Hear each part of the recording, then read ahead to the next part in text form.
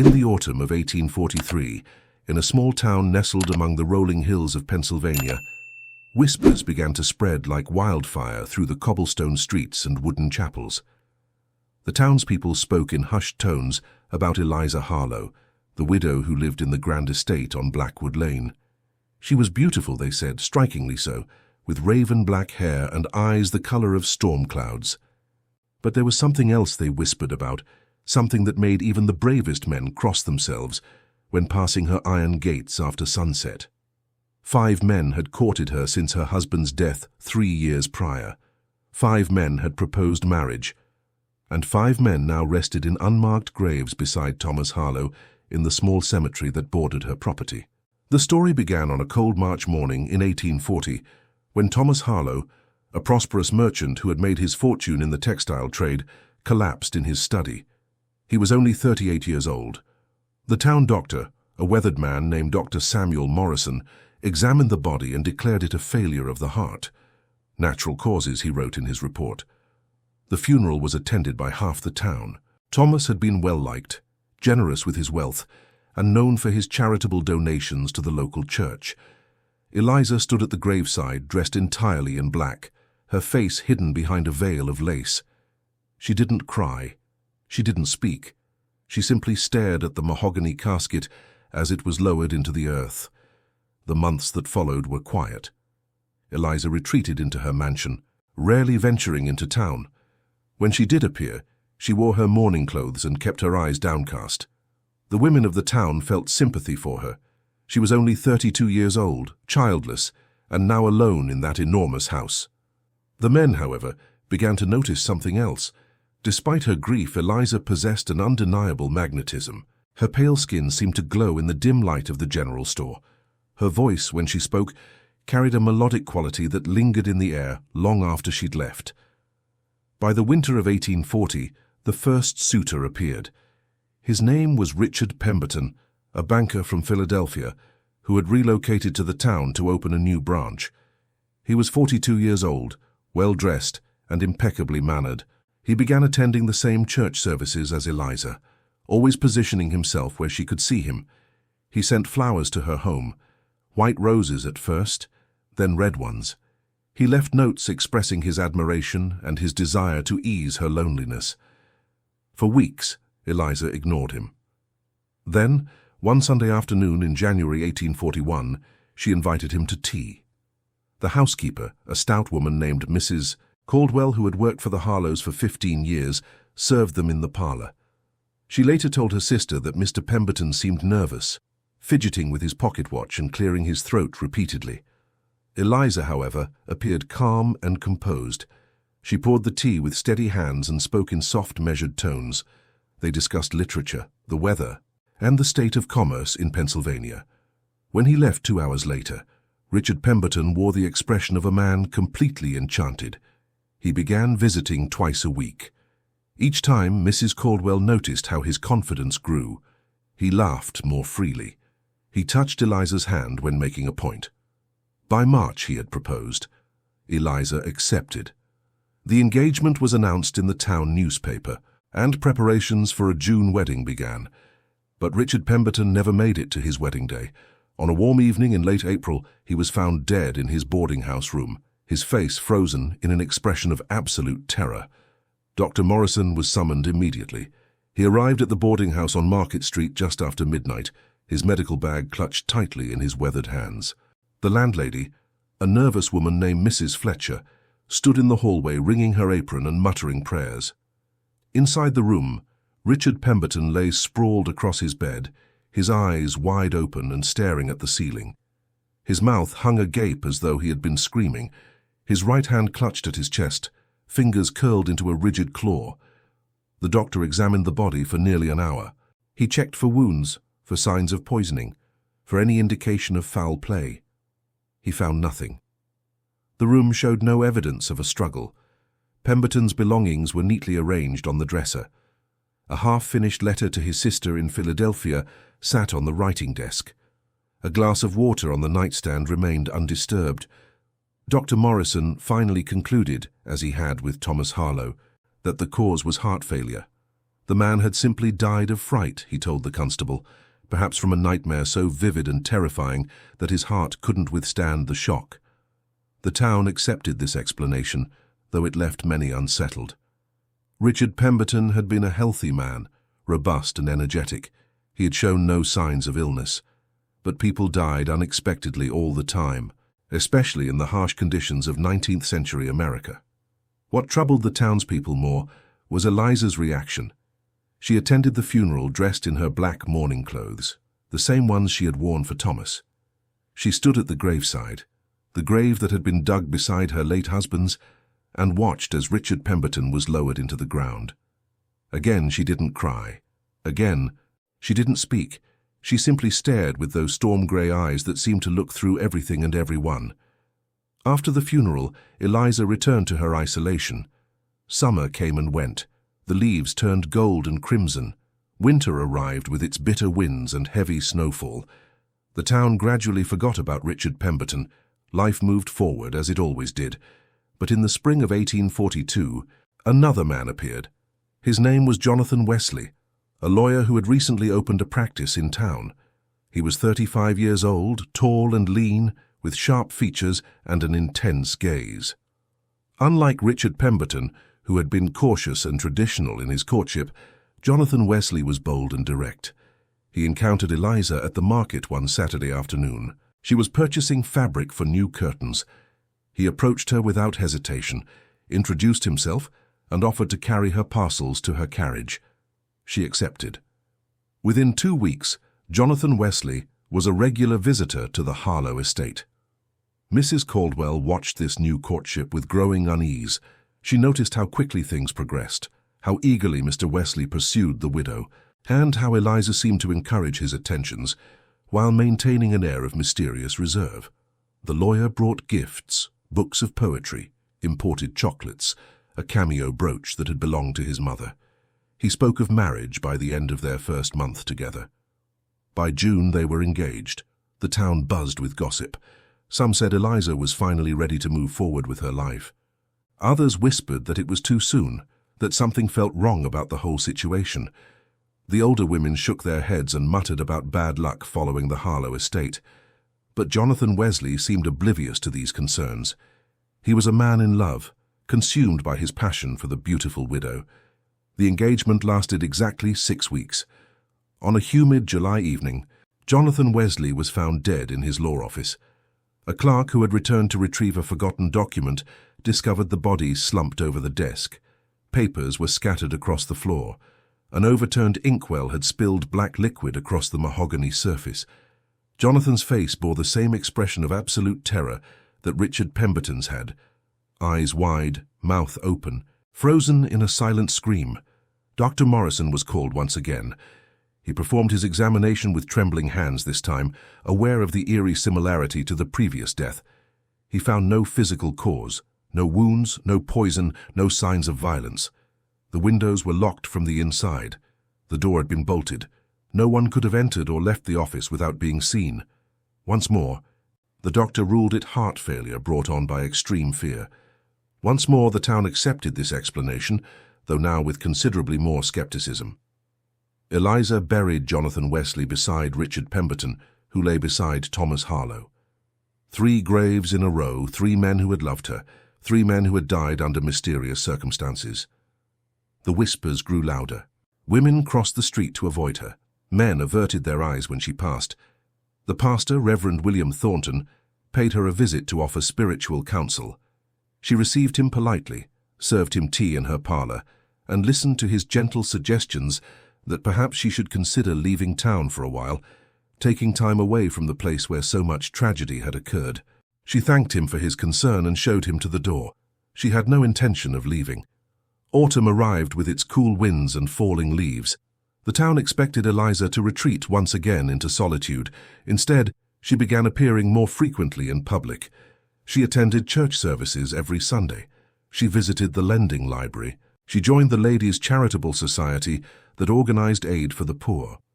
She conducted herself with grace and dignity, speaking kindly to everyone she encountered, never acknowledging the fearful glances and hushed conversations that followed her everywhere. In November, a third suitor emerged. His name was Martin Blackwood, a landowner who managed several farms on the outskirts of town. He was a widower himself, having lost his wife to consumption 2 years earlier. He was 45 years old, practical and level-headed, not given to flights of fancy or superstitious fears. He had heard the rumors about Eliza Harlow, but he dismissed them as small-town gossip fueled by coincidence and overactive imaginations. Men died unexpectedly all the time. There was nothing supernatural about heart failure. Martin approached Eliza after a church service one cold Sunday morning. He asked if he might call on her the following week. She agreed. Their courtship was different from the others, slower, more measured, more cautious. Martin was not a romantic man. He didn't bring extravagant gifts or write flowery letters. He brought practical things, firewood for her stoves, fresh vegetables from his farms, a new lock for her front gate. He spoke of companionship rather than passion, of mutual benefit rather than love. Mrs. Caldwell warned him. She pulled him aside one afternoon when Eliza had stepped out of the parlor and told him directly that he should end the courtship, that something terrible would happen if he didn't. Martin listened politely and thanked her for her concern, but he didn't change his course. He was a rational man living in a rational world. He didn't believe in curses or bad luck or whatever superstitious nonsense the townspeople were imagining. By February of 1843, Martin Blackwood had proposed marriage. Eliza accepted. The wedding was set for April. This time the town reacted with open alarm. A group of concerned citizens approached Constable Henry Davis and demanded that he investigate the previous deaths more thoroughly. The constable, a pragmatic man in his 50s who had served in the position for nearly 2 decades, reviewed all the available evidence. He read Dr. Morrison's reports. He interviewed Mrs. Caldwell and other witnesses. He examined the circumstances surrounding each death. He found nothing to suggest foul play. 3 men had died of natural causes, tragic, certainly, and eerily coincidental, but not criminal. The weeks passed. Martin continued his visits to the Harlow estate, undeterred by the increasingly hostile reactions from the townspeople. Some refused to do business with him. Others stopped speaking to him entirely. The pastor made another visit to Eliza, this time more forceful in his warnings. She listened patiently and then quietly asked him to leave. She would not be driven from her home by fear and superstition. On a cold March night, 3 weeks before the wedding, Martin Blackwood attended a town meeting to discuss spring planting schedules. He left the meeting hall around 9 o'clock and began the walk back to his farm. He never arrived. His horse was found the next morning, tied to a post outside the general store, still saddled and waiting patiently. Martin's body was discovered 2 days later in a small grove of trees halfway between town and his property. Dr. Morrison examined the body where it lay. Martin Blackwood's face showed the same terrible expression of fear that had marked the others. His hands were clenched. His body was rigid. There were no signs of struggle, no wounds, no indication of what had killed him.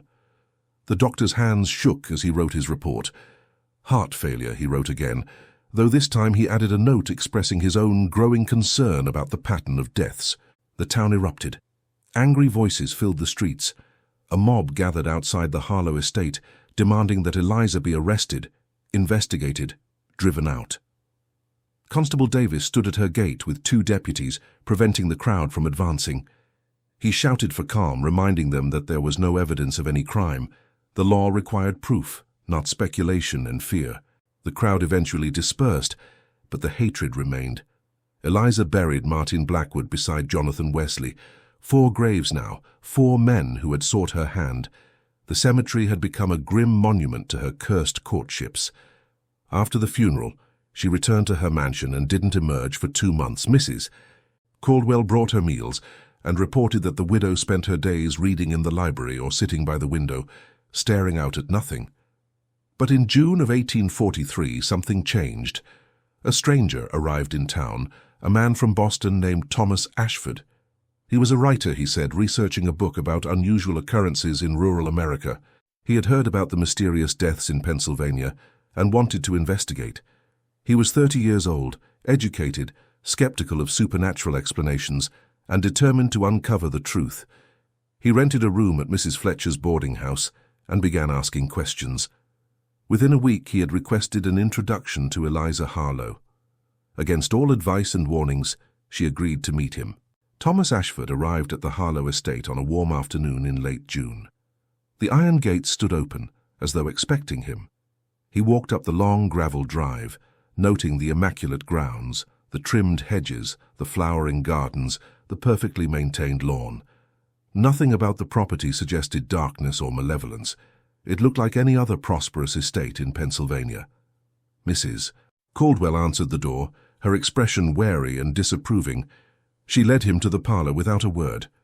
Eliza was standing by the window when he entered. She wore a dress of deep purple, no longer full morning black, but still subdued and respectful. She turned to face him, and Thomas found himself momentarily struck by her appearance. The rumors hadn't exaggerated her beauty, but there was something else in her features, a weariness, a sadness that seemed to emanate from somewhere deep within. She gestured for him to sit, and took the chair across from him. They spoke for nearly 3 hours that first afternoon. Thomas asked his questions carefully, respectfully, watching her reactions. She answered everything directly, without evasion or defensiveness. Yes. She had been courted by 5 men since her husband's death. Yes, all 5 had died before they could marry her. No, she had no explanation for these tragedies. She had loved Thomas Harlow deeply, she said. The others, she had cared for them, appreciated their companionship, hoped perhaps to find some measure of happiness again. But each time, death had intervened. Thomas took notes in a small leather journal. He asked about the circumstances of each death, the timeline of events, the reactions of the town. Eliza provided every detail she could remember.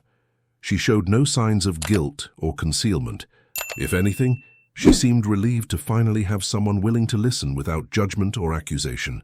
When he asked if she believed in curses or supernatural forces, she paused for a long moment before answering. She didn't know what she believed anymore, she said quietly. She only knew that she was tired, tired of death, tired of grief, tired of being feared. As the afternoon light faded, Thomas prepared to leave. Eliza walked him to the door. He thanked her for her time and candor. She asked if he would return. He said yes, he had more questions, more research to conduct. She nodded. As he walked down the drive toward the gates, he felt her watching him from the window. There was something profoundly lonely about her, something that stirred an unexpected sympathy in his analytical mind. Over the following weeks, Thomas became a regular presence in town and at the Harlow estate. He interviewed Dr. Morrison, who showed him the medical reports with shaking hands. He spoke with Constable Davis, who admitted his frustration at finding no evidence of wrongdoing despite the obvious pattern. He visited Mrs. Fletcher's boarding house and examined the room where Richard Pemberton had died. He walked to the grove where Martin Blackwood's body had been found. He searched for any logical explanation, environmental factors, contaminated water, infectious disease, anything that might account for the deaths. He found nothing. Every investigation led to a dead end. The men had died of heart failure brought on by extreme fear, but there was no identifiable source of that fear. No intruders, no threats, no dangerous animals, nothing that would cause a grown man to die of fright. Thomas filled page after page in his journal with observations and theories, but none of them held up under scrutiny. His visits to Eliza became longer and more frequent. They talked about literature, philosophy, the nature of coincidence and fate. She was intelligent and well-read, with insights that surprised and challenged him. He found himself looking forward to their conversations, to the quiet intensity of her presence. The townspeople noticed. They warned him the same way they had warned the others. Mrs. Caldwell pulled him aside and begged him to stop coming. He assured her he was only conducting research, maintaining professional objectivity. But even as he said it, he knew it wasn't entirely true. By August, Thomas had been in town for 2 months. His research had yielded no concrete answers, but he remained determined to solve the mystery. He spent his mornings reviewing documents and interviewing witnesses, his afternoons at the Harlow estate, his evenings writing detailed notes about everything he had learned. The pattern was undeniable, but the cause remained frustratingly elusive. He began to consider psychological explanations, perhaps the stress of courting a woman associated with death had triggered some kind of psychosomatic response in the men. But that theory seemed inadequate given the severity and consistency of the deaths. One afternoon in mid-August, as Thomas and Eliza sat in the garden behind the mansion, she asked him a direct question. Did he believe she was responsible? Did he think she had somehow caused these deaths, even if unintentionally? Thomas considered his answer carefully.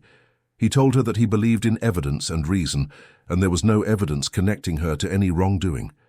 But he also acknowledged that the pattern was extraordinary and demanded explanation. Something was happening, something beyond normal coincidence. Whether it involved her directly or was simply connected to her circumstances, he couldn't yet determine. Eliza listened in silence. Then she told him something she hadn't mentioned before. In the days before each man's death, she had experienced strange dreams, vivid, disturbing visions of darkness and suffocation, of unseen presences watching from shadows. She had dismissed them as products of stress and grief, but now, looking back, she wondered if they had been warnings. Thomas asked her to describe the dreams in detail. She spoke of feeling a weight pressing down on her chest, of hearing whispers in languages she didn't understand, of seeing Thomas's face, her first husband, staring at her with empty, accusatory eyes. This revelation troubled Thomas deeply. He had approached the investigation as a rationalist, seeking natural explanations for seemingly inexplicable events. But Eliza's description of these dreams introduced an element he couldn't easily dismiss. He asked if she was experiencing such dreams currently. She hesitated, then admitted that yes, for the past week, the dreams had returned. The same oppressive darkness, the same whispered voices, the same vision of Thomas Harlow's pale face emerging from shadows. Thomas felt a chill despite the warm afternoon air. He asked if she understood what this might mean. Eliza met his gaze directly. She understood perfectly. The pattern was repeating itself. The dreams always came first. Then the courtship intensified. Then death followed. And recently their relationship had shifted from professional to something more personal, more intimate. They had been spending hours together, sharing thoughts and feelings that went beyond research and interviews. Whether he acknowledged it or not, he had become more than an investigator to her. That evening, Thomas returned to his room at the boarding house and sat at his desk for hours, staring at his journal. He had come to this town seeking a story, an interesting case to include in his book. Instead, he had found something far more complex and dangerous. He was falling for Eliza Harlow, despite every rational objection his mind could muster, despite the clear pattern of death that surrounded her. Despite the warnings from every person in town, he was developing feelings for her. And if the pattern held true, those feelings would be his death sentence. He decided to confront the situation directly. The next morning, he went to Dr. Morrison's office and asked for a complete physical examination. The doctor obliged, checking his heart, his lungs, his blood pressure, every measurable aspect of his health. Everything was normal. Thomas was in excellent physical condition. The doctor asked why he wanted the examination. Thomas told him the truth. He needed to know if there was any underlying weakness that might make him vulnerable to the same fate as the others. Dr. Morrison's face went pale. He urged Thomas to leave town immediately, to abandon his research and never return. Thomas didn't leave. Instead, he intensified his investigation, driven now by personal stakes rather than mere curiosity. He spent entire days in the town's small library, searching through old newspapers and records. He discovered that the Harlow estate had a history stretching back over a century. The land had originally belonged to a family named Blackwood, the same surname as Martin, one of the deceased suitors, though apparently no relation. The original Blackwoods had abandoned the property in the late 1700s under mysterious circumstances. Several deaths had occurred there, all unexplained, all marked by the same expression of terror. This discovery sent Thomas down a new path of inquiry. He tracked down elderly residents who remembered stories passed down from their grandparents. An old woman named Margaret Sullivan, who lived in a cottage on the edge of town, told him about a local legend. The land where the Harlow estate now stood was said to be cursed, she explained. Something dark had happened there long ago, before the town existed, before white settlers arrived in any significant numbers. The native peoples who had lived in the region avoided that particular hill, considering it a place where the boundary between the living and the dead grew thin.